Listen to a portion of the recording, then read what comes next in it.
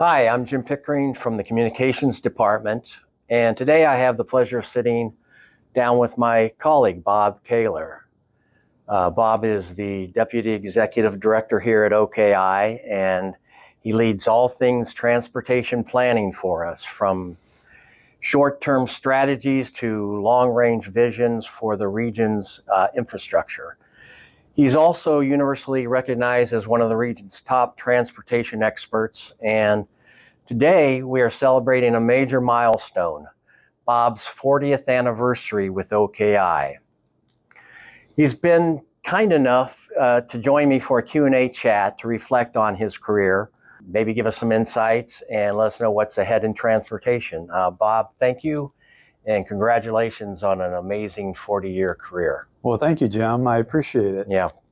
On a personal note, I'm going on my 7th year here, and Bob has been an amazing resource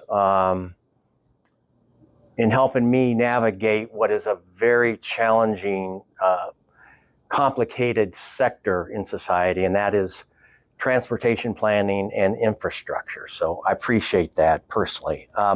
We're filming today from OKI offices in the Sawyer Point building on Pete Rose Way. I'm sure this isn't where you started from. Can you tell us where OKI was in 1985 and what your position and job duties were at the time? Yeah, sure. I was hired a couple of years out of college. I had worked previously out at the Zimmer Nuclear Power Station and also at an outfit that developed track work for railroads. So this is my third job. And at that time, we were on 4th Street, 426 East 4th Street. There's a hotel over there now across the alley, across Lawrence Street, as it's known. Yeah, very large footprint, but not nearly as modern as this building is for us. So yeah, it's been a while. Then after that, we moved to 801B West 8th, which is in Queensgate. And that was convenient for our board because there was ample parking, good parking for the employees as well, but not as walkable to the city center as we would have probably liked. Now we're in, Sawyer Point building, close to downtown, nice building, good boardroom. It makes it easy for our members to participate in our meetings. And so. Well, how long have we been at the Sawyer Point building? I think it's been 25 years or so. Oh, okay. It was a couple of years before Mark Polisinski joined. Right. Okay. Yeah. 1985, different world than 2025. Ronald Reagan was president. Really, virtually no public internet, no smartphones. I looked it up, and there were 163 million vehicles on the road. Today, there are nearly 300 million vehicles. We've got electric vehicles, we've got driverless cars. But before we get ahead, what were some of the biggest transportation challenges facing the region when you first started? And how have they changed? Well, things haven't changed that much, Yeah. It was at the time, it will be forever, that we have more needs than we have resources to address those needs. In those days, DOTs were a little bit more focused on roadways. And, transit was in existence, but it was primarily bus service. And really, we've had project selections for a long time, but more recently, the bicycle and pedestrian element is a focus that our communities are asking for. But really, the bottom line is nothing much has changed. There's still a lot of needs and fewer resources to pay for those. Technology is ticking up, but but that's the message I wanted to give you, is that things haven't changed that much. Right. Yeah. The more they change, the more they stay the same. Right. Is there any one particular OKI funded project that or initiative that you feel that is having the most lasting impact on the region, or that you felt was most beneficial to the region? Yeah, I think so. we have funded a range of projects from simple sidewalk to major interstate interchanges. One that I was personally involved with that I'm very proud of, and OKI is very proud of, is the Uptown study. I was the project manager on that, and that led to the reconstruction or construction of the MLK interchange and their wayfinding system. So OKI's planning work led to that construction. OKI's funding was part of that construction project, and now we have, an interchange that works. Before, what we had was MLK and William Howard, or not MLK, but McMillan and Taft as one-way partners. And, I always thought, as, someone maybe with a very ill child, a frantic young mother or father trying to find the hospitals up there, now it's just perfectly clear. You go to MLK interchange, you get off and you head to the west, and there's Children's Hospital, right? Practically speaking, and all the other emergency services, all the other area trauma ones are in that same footprint. To get to the zoo, it's a lot easier. The whole Uptown area is just simplified.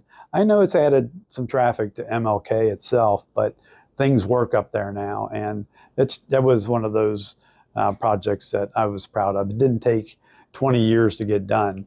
That's a busy area, and ODOT really put their foot on the pedal, and they did the construction and really kind of a breakneck pace, because it's in many cases in urban areas, the environmental documents very difficult, the right of way, all those things are challenges, but they got it done, and I'm glad that we were a part of that.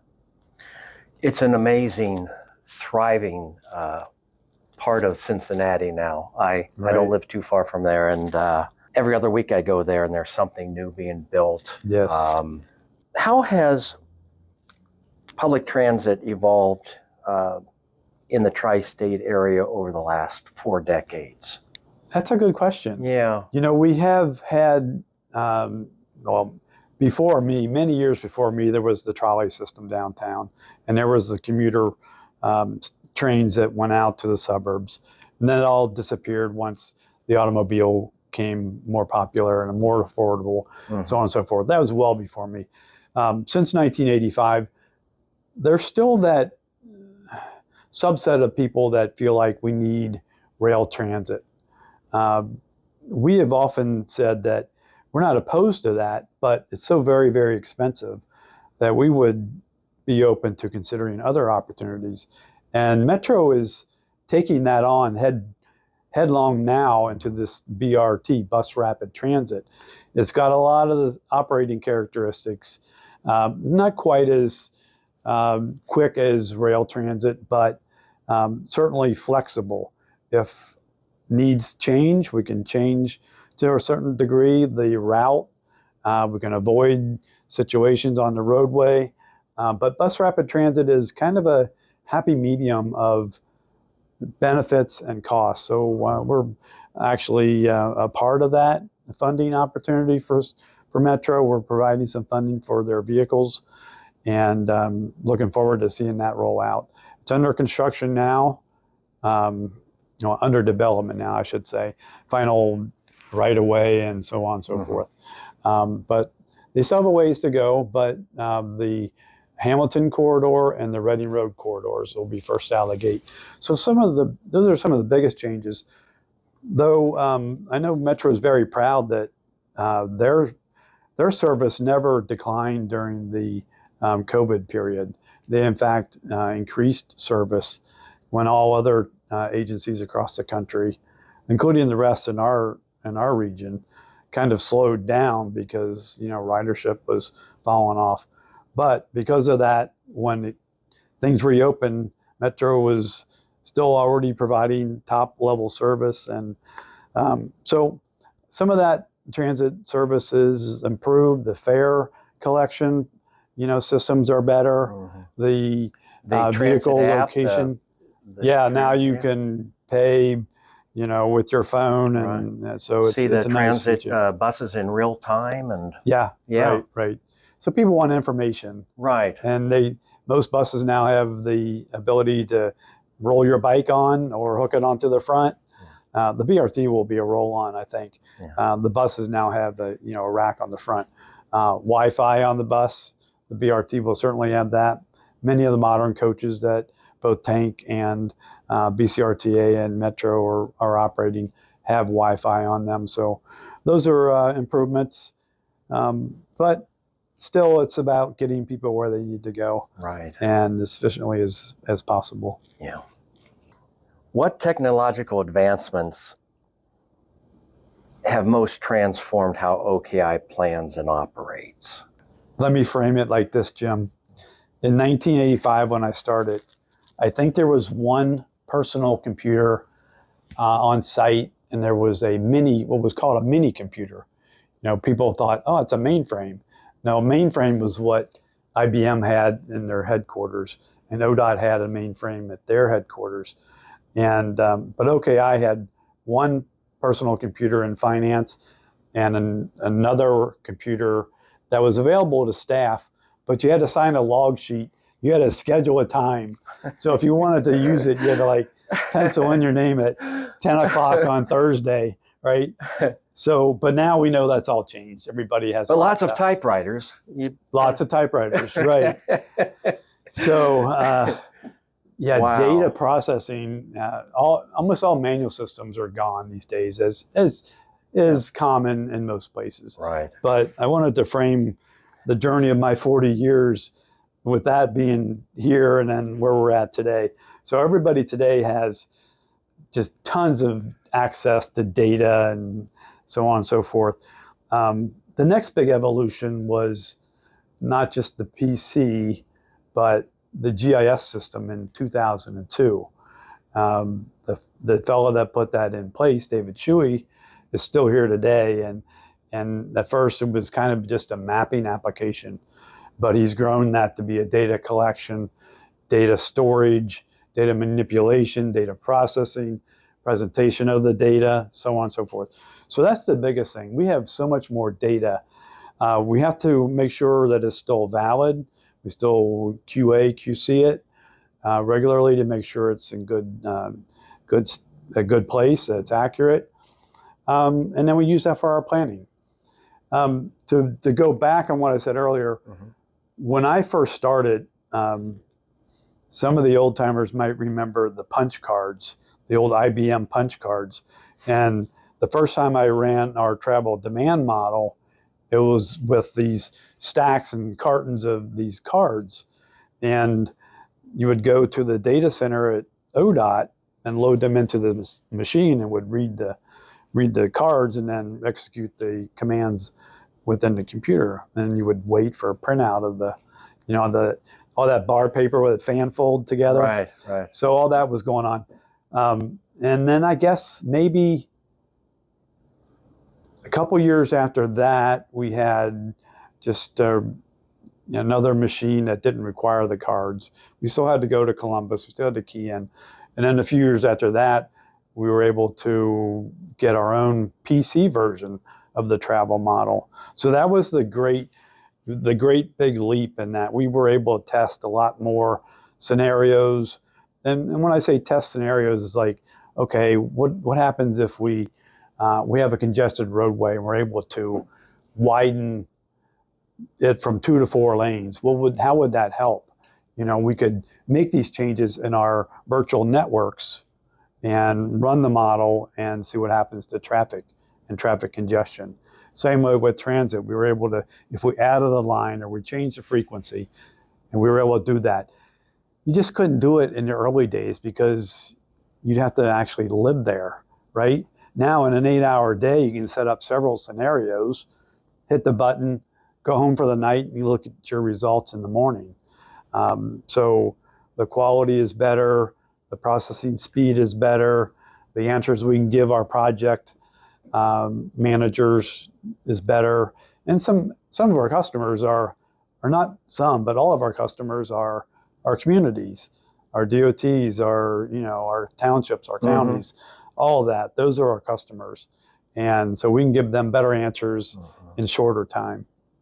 I think you just touched upon this. How has the role of data changed in transportation planning since you began? I think you just touched on this. I kind of did just touch on that.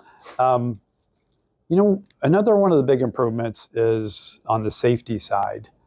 They've been collecting crash data for a long time, but I guess it's probably been 20 years, maybe 25, where they started digitizing the locations of it. And so once you know the locations, you can begin to put together patterns, and you can say, oh, we've got a problem here. And in those days, you had to dig into the actual paper copies of what the officer wrote about the incident. Now, most of that stuff is not most of it, it is all digital. And the location data is better. It's, latitude, longitude. It's not just, the entrance to Kmart or something like that. Right. So we know exactly where it happens. And it's still not perfect. We still have to clean that data, but the opportunity is just enormous to identify problem areas. And as an engineer, we always think we can out-design issues, redesign problem areas, but in the end, we're still subject to human failures, human frailties, human mistakes, and we realize that. We're still trying to work with our communities to make sure that we're a check and a balance of what's good for everyone. Right. We don't try. One of the good things about OKI, we have never been a top-down organization. It's always been bottom-up. And Mark Policinski, my boss, our CEO, our leader here, we've always been on the same page like that. And Jim, in the end, what makes a good project is, well, four things. A technically solid solution, but one that has political support, has the public support, and one that has local match. Without all three of those things, you just have a good idea. Right. So we know that the good ideas will come from the bottom up, not from my head only. Often we have 3 or 4 solutions to something.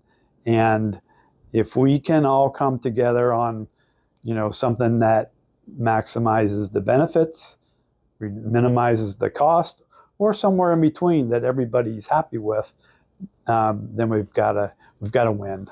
And that's what we're all about at OKI. Get a win. Right. For the communities, not for us. Sure. For the communities. Well, you've just recited some successful ingredients for transportation planning and infrastructure success that we've seen in the region. Right. The collaboration.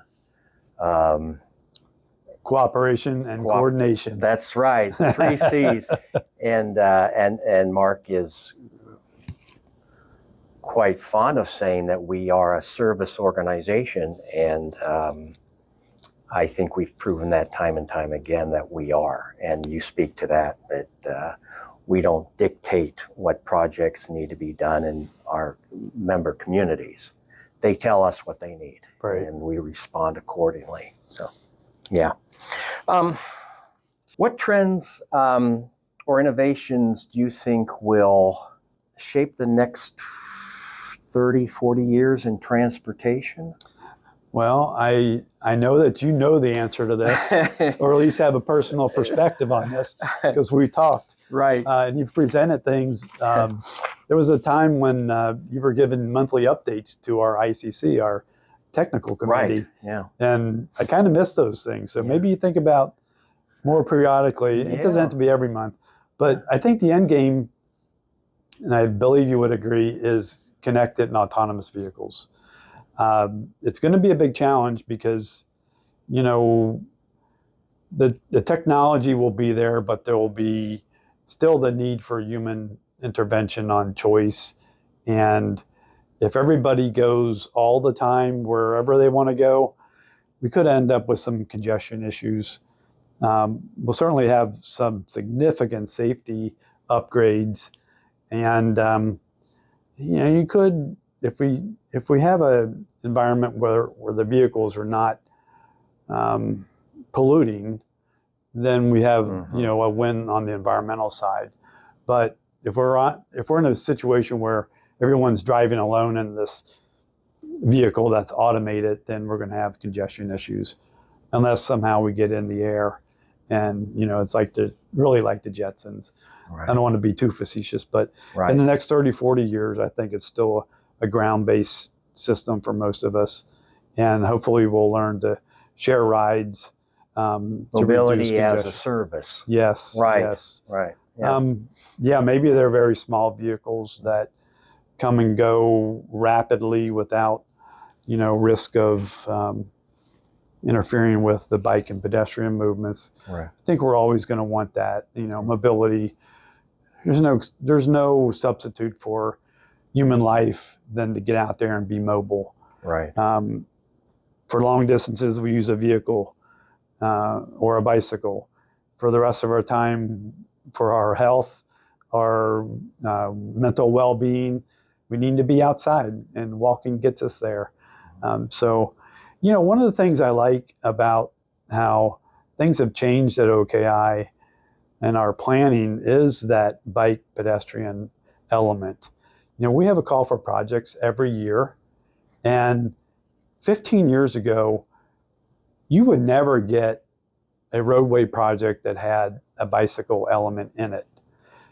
It was like, I don't know why people would never thought that way, but I'm so glad to see these are almost like linear parks in some regards. The shared use paths I'm speaking of, sidewalks will always need those, because wherever you park or wherever you live, to get to your next destination is usually a walk to your car or a walk to your shop or a walk to whatever. But to preserve a space for transportation, and granted some recreation, but preserve that hopefully forever so people can use those pathways. And our communities are asking for those to be part of our transportation improvements. And I really like that. As a person who likes to get out and run a little bit, it's nice to be able to stay out of traffic. It's nice to be able to, see others in the same pathway, and you feel like you're part of the community. Yeah. Be fresh air. Right. But, some people need that to get a red bike and go to work or go to some other function that they're going. It's no different than going for, anyway, we can get in our cars and go, but why if we can, make that short trip by a bike or on our feet? Yeah. Well, and I think it's an interesting side note that since 2010, OKI has invested $130 million into bike and pedestrian paths. And again, it's not what we are dictating to the community. It's what they're telling us that they want, coming to us for funding. So I think this most current list of projects that our board approved, $82 million worth, I think it was more than 50% of the projects had a bike ped element in them, either solely those modes or as part of another project that included roadways. So I don't remember the exact percentage, but it's amazing. It's very large and promising. Yeah. Of course, we'll never have pedestrians and bicycles on our interstate system, as we shouldn't. Right. But we can have those in other places where it's appropriate. Yeah. This is probably the most anecdotal and personal question. If you could give advice to someone, a recent college grad who is an engineer, or a transportation planning graduate who wants to make a difference, what advice would you give that person? Wow, that's a good question.